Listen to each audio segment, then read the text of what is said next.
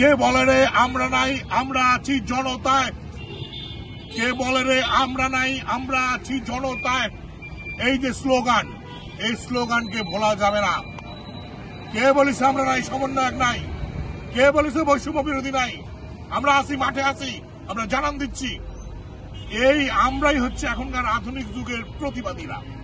এই যে বাংলাদেশে যে নির্যাতন বেড়ে গেল, এই নির্যাতনের বিরুদ্ধে কোন নতুন দল কোনো বিবৃতি দিছে? নতুন দল কোনো কথা করছে? আমরা বৈষম্য বিরোধী, আমরা ছাত্র সমাজ কিন্তু বিশাল বড় বড় সোডাউন দিয়ে আমরা জানান দিচ্ছি যে আমরা আসি, রাজপথে আসি। এই সরকার যদি এই নির্যাতনকারীদের বিরুদ্ধে ব্যবস্থা না নেয়, আমরা কিন্তু আরো বিশাল আন্দোলন করে তুলব।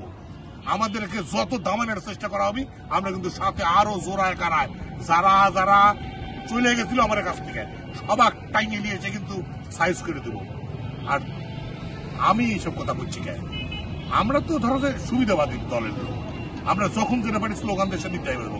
কিন্তু আমার যে সমস্ত ভাইস্তে ভাস্তিরা পোলায় আছে, এই বৈষম্য বিরোধী বন্ধ করার করে তারা কিন্তু বৈষম্য বিরোধী যারা প্রকৃত ছিল তারা তো খেপিচ্ছে।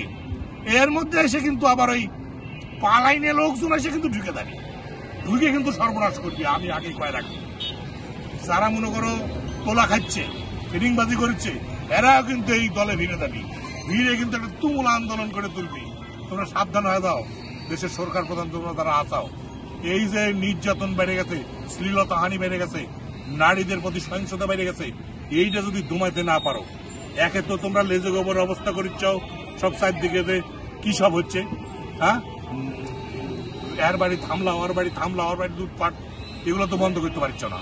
হ্যাঁ, তোমরা করছো যে আমরা এর বিরুদ্ধে, আমরা মবের বিরুদ্ধে।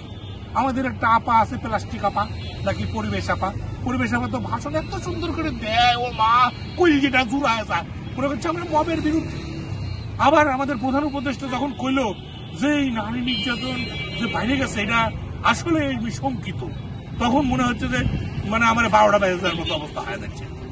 সে তো কবি কইতে পারে না, আগের থেকে দেশ অনেক ভালো আছে, দুর্নীতি কমে গেছে, আগের থেকে দেশ এখন এগিয়ে যাচ্ছে। এইরকম ভাষা প্রয়োগ করতে হবে। সরকার কোনোদিন স্বীকার করে কোনো জিনিস বাইরে দেয়? স্বীকার করা যাবে না সরকারের কোনো জিনিস বাইরে দিচ্ছে।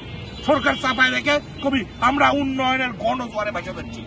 কারো ঘরের বেড পাহারা দেওয়ার জন্য আমার জন্ম হয়নি, কারো আমরা ইয়ে করতে পারবো না। হ্যাঁ, আমরা অত নিরাপত্তা কিসের? জনগণ নিজের নিরাপত্তা দেওয়া লাগবে। আমি আর কিছু করতে পারছি না। আমরা আছি জনতায়, জনতা আছে আমাদেরকে কোনোদিন নিষেধ করে বেড়াদাল দিয়ে করা যাবে না। তবে হ্যাঁ, ভয়ভীতি একটু আছে। বেশি রকমের করতে গেলে মনে করো যে ধান্দাবাজি যদি কেউ করতে যাও, তাহলে তোর পিটুনি খায় কবি নিজে কত টাকা কতজন সমন্বয়ক ধরা পড়েছে। হ্যাঁ, এটা সিরাজগঞ্জে আমার নাটোরের দিন ভাইতে মনে করো হোটেলে যায় খাওয়ার লেগে লাগাচ্ছে, জনগণ ধৈর্য মনে করো গুতন দিয়ে যায় পুলিশের হাতে তুলে দিচ্ছে।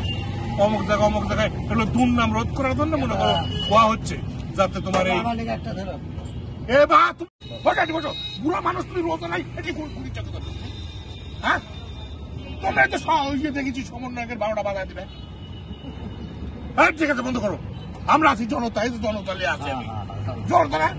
হ্যাঁ, জনতা। হ্যাঁ।